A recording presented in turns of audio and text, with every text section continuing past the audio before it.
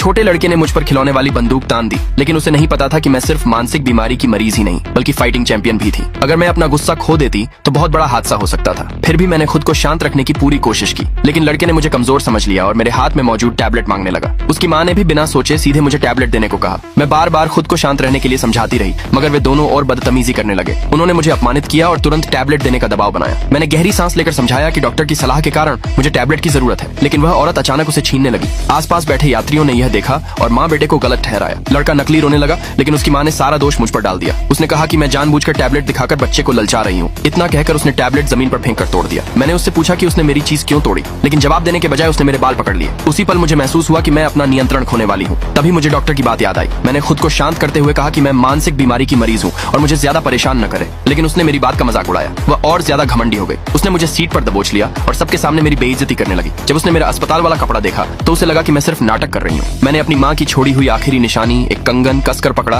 और खुद को शांत करने की कोशिश की। हर सेकंड मुझे लग रहा था कि मैं टूट जाऊंगी। मैं रेंगते हुए अपने बैग तक पहुंची ताकि दवा ले सकूं, लेकिन जैसे ही मैंने दवा उठाई उसने उसे छीनकर सारी गोलियां जमीन पर फेंक दी। फिर उसने मुझे मजबूर किया कि मैं घुटनों के बल बैठकर उन्हें उठाऊं। मेरे पास कोई और रास्ता नहीं था। तभी उस लड़के की नजर मेरे कंगन पर पड़ी। उसकी माँ ने तुरंत वह भी छीन लिया। वह मेरी माँ की आखिरी निशानी थी। मैंने खड़े होकर उससे कंगन वापस देने को कहा, लेकिन उसने जानबूझकर उसे जमीन पर पटक कर तोड़ दिया। उसी पल मेरा गुस्सा पूरी तरह फट पड़ा। अगले भाग के लिए नीचे कमेंट में यस लिखे।